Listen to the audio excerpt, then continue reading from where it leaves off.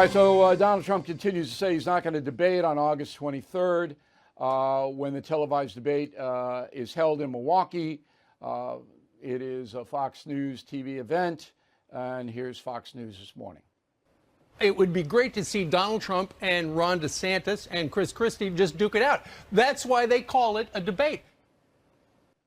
Okay, well, they have to say that. So, fine. Again, Donald Trump would be crazy to go to that debate. It's 10 against 1. So why would you do that when you're so far out in front? Now, I remember, and you guys might remember this, in 2016, Trump wouldn't go to a Fox debate because of Megyn Kelly. Megyn Kelly ambushed him in the first debate, and then in the second Fox debate, Trump didn't show up. I thought I could convince Trump to show up. And he came on my show. He came on The Factor, and I said, come on, you gotta go. I thought I had him. No, he didn't show up. And I don't think he's going to show up this time. If he does, then there should be two moderators, Bill O'Reilly and Geraldo Rivera, who joins us now from Eastern Long Island, where I don't know what he's doing out there. He's certainly not getting a haircut. There are a lot of barbershops out where you are, and I'll treat you. You're 80 years old, Rivera. I mean, you look like one of the Rolling Stones. Come on, what are you doing? who are all my age. This reminds me of Saturday Night Live, the news for the hard of hearing. I'm going to really blast it. So that's right. News for the hard of hearing. Hello. Well, we're both old guys, but we could do a much better job moderating a debate with Trump than anybody else. I'm sorry. That's the truth. I did try to go to Orlando's today to get my haircut, but there was traffic. And I got late. I started running late, so I aborted my mission. I promise next time I am seen by tomorrow. Hopefully, I'll get it. Well, they're gonna need a power mower to do that, so be careful. So I saw you on the Dopey View last week, and there was one thing you said that I think you were wrong about, but you handled yourself pretty well. What people don't understand is, guys like you and me are professionals. We go way, way back. Okay? And when somebody pays you over a period of time, it's not classy to trash them, even if you want to trash them. Would you agree with that? I took Fox's money for 23 years. I think it would be the height of ingratitude for me to then attack the people who put food on my family's table these many years. I had lots of friends at Fox, you among them during the day. Even though we had ferocious debates, you and I, we could at the end of it, dust ourselves off and shake hands and go on to another day. I care deeply for a lot of them. I'll start naming them if you want. I got jammed up. It was one of those personality conflicts. I had a toxic relationship with one of the cast members on. Yeah, it was Gutfeld, but that's not what it was. That's not what it was. Well, Fox News now is not the same operation that it was 8 years ago, 7 years ago. Total management change, total philosophy change. Everything has changed. So dinosaurs like you and me, we don't belong there any longer, because I know you for a long time, and you actually want to know the truth about whatever it may be. Am I correct in stating that? Yes, you are. Okay, and so do I. That's no longer in play, not at Fox specifically, anywhere. Any television news operation, the truth is about ninth down on the list. It's get the audience that is your choir and give the choir the song they want. And that's why Fox got in trouble with the voting machines. Okay, so you and I, we don't fit into that puzzle any longer. Still makes a lot of money, but not nearly what it did make. It's a deterioration across the board. And if you look at the popular polls, whether people trust the media or not, nobody trusts the media any longer, because they know they're being patronized and lied to by a lot of these people. Am I wrong? Well, I think that in terms of patronizing, I think for sure, whether they're conscious falsehoods, that's where Fox got in the big jam. When they discovered that a conscious falsehood, that is that the 2020 election was rigged, that Trump was the legitimate president, that he could use any means necessary to hold on to office. When they understood that there was an audience for that baloney, that's where Fox stepped off the cliff. Of course, but if I were there at 8 o'clock, that never would have happened. You know it wouldn't have happened. Well, I think that it would have been a whole different equation. I blew that thing out of the water here on my independent news service. I blew that out of the water 3 weeks after the vote. I lost premium members. They didn't want to hear it.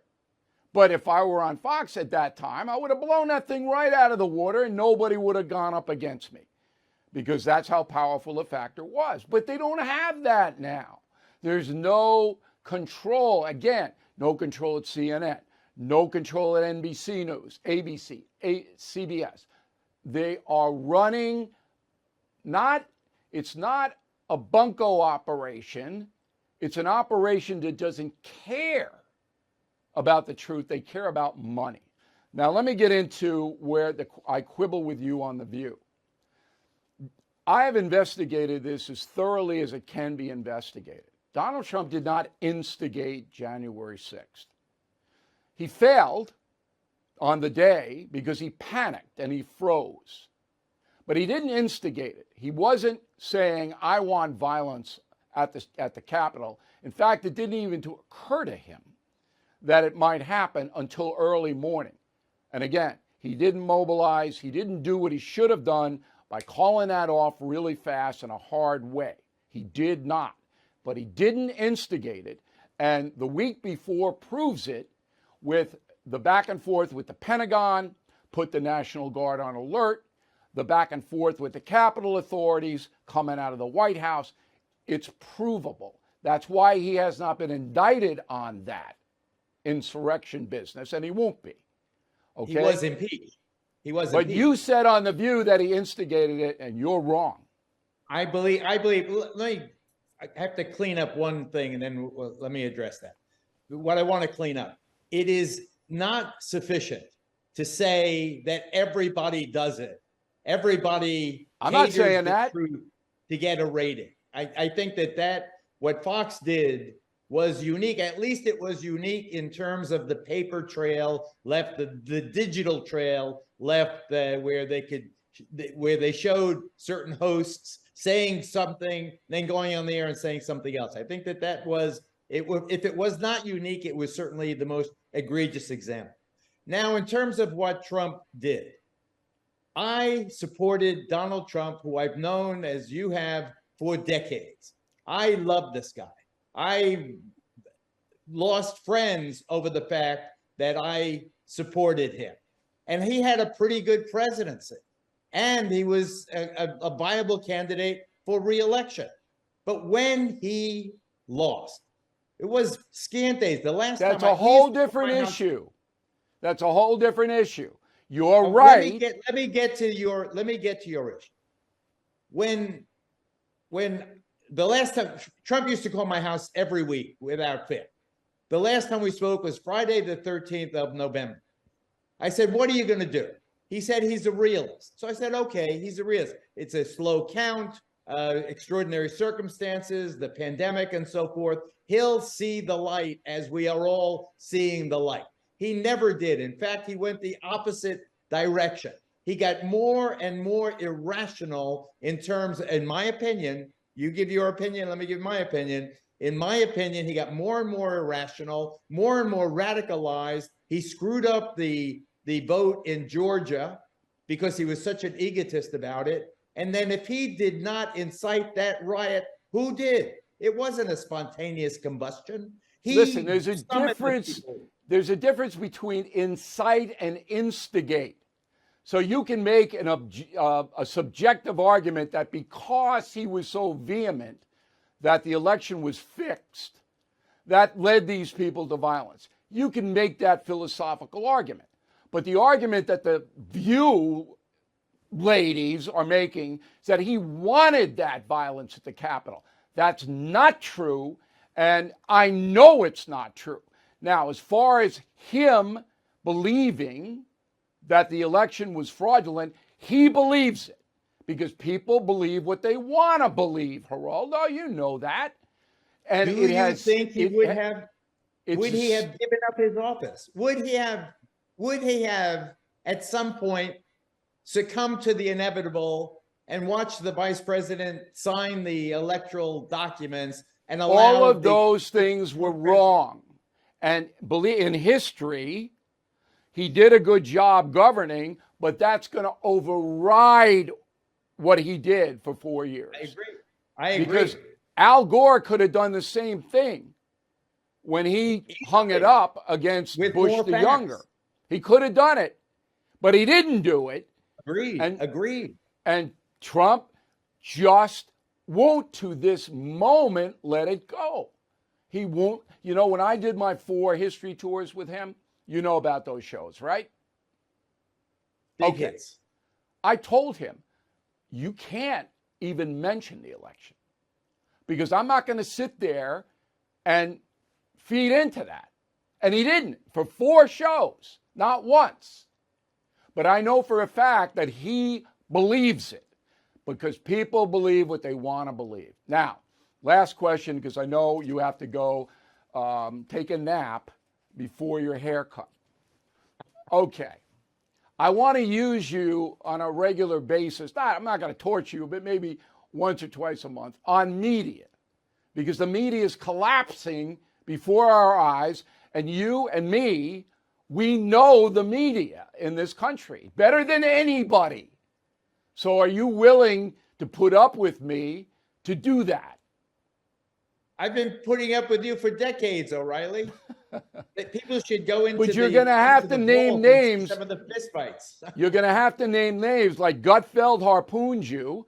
All right, you didn't name him, and I admire that. Who cares about him?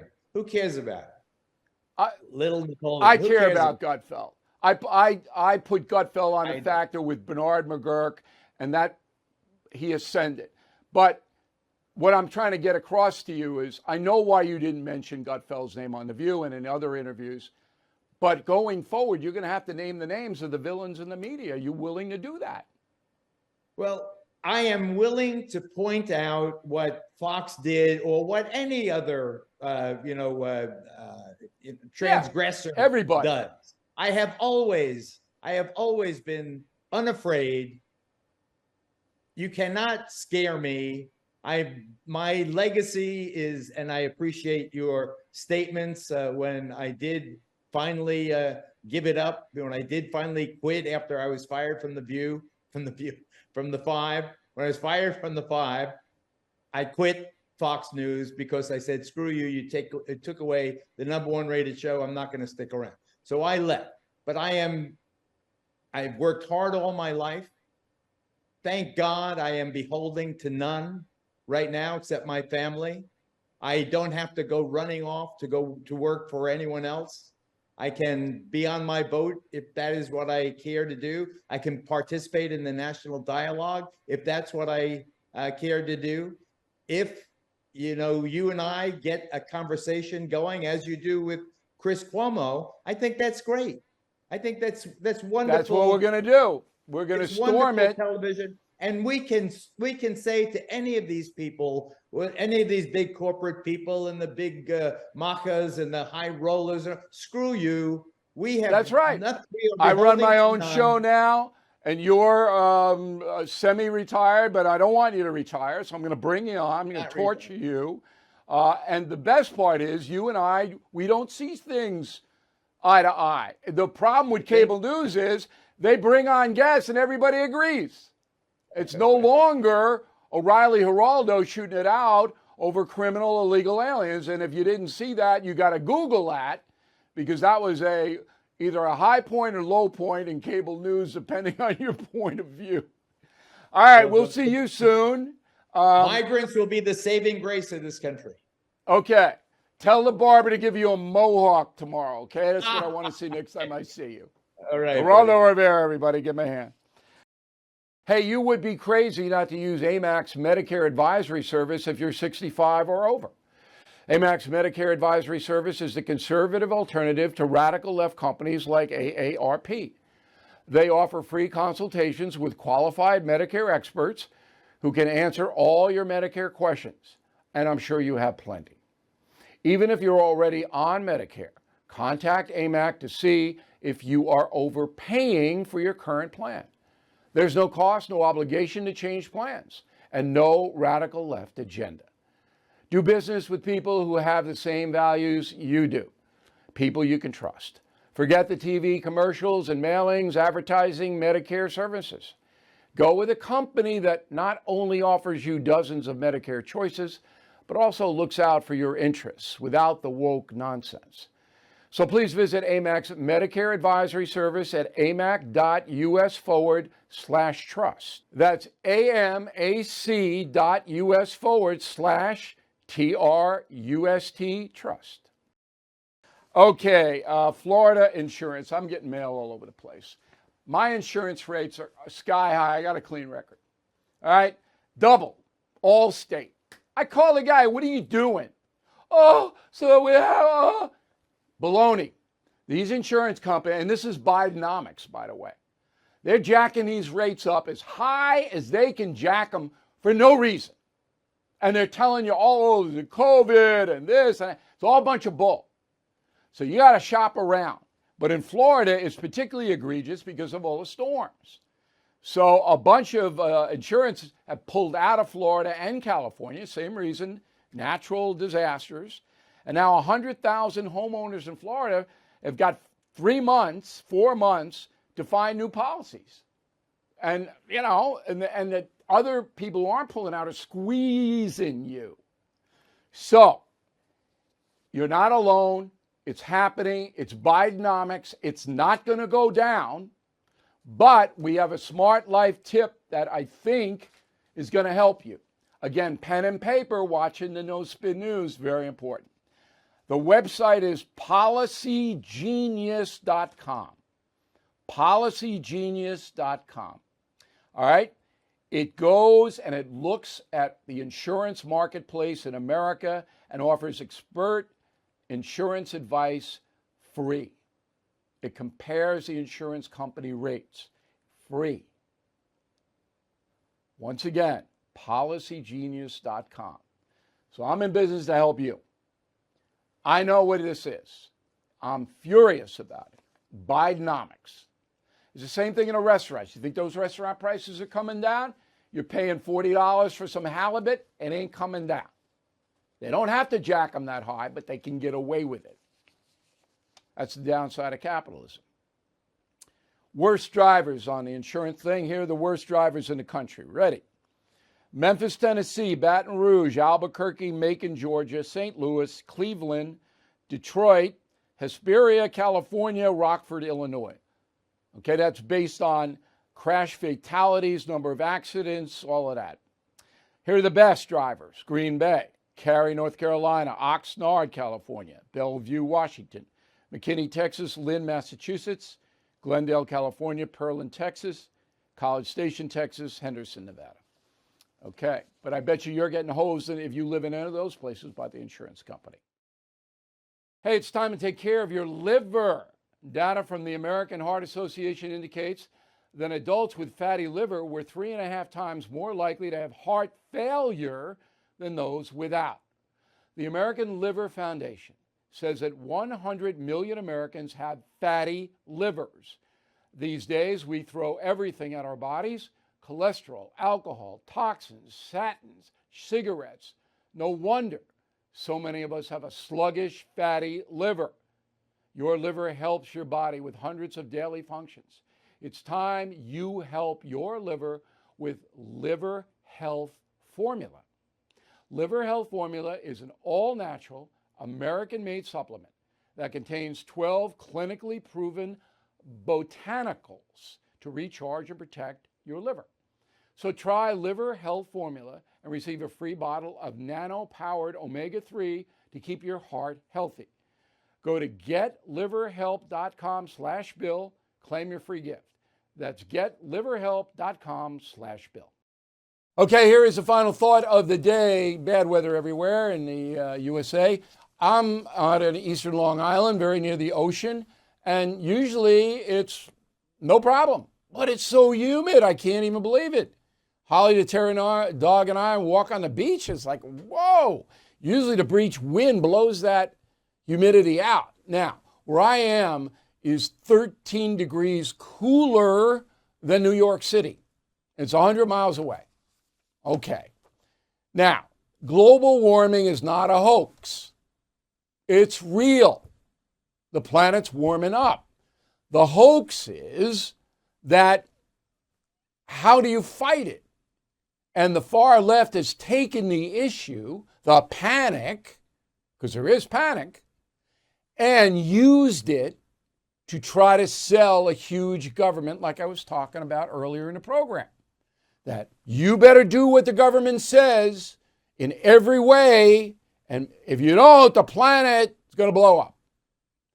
It's being used. Climate change is being used to increase the federal government's power. That's the thing that drives me crazy. Instead of we're all working together to put less carbon in the air, to clean up the water, all of that, no. Now it's a political issue because of the far left. But global warming is not a hoax. World temperatures are rising. That is it for us. Thank you for watching and listening to the No Spin News. We'll see you again tomorrow. Thank you for watching the No Spin News. To watch the full episode anytime on BillO'Reilly.com, please sign up to become a premium or concierge member. Visit BillO'Reilly.com to sign up and start watching today.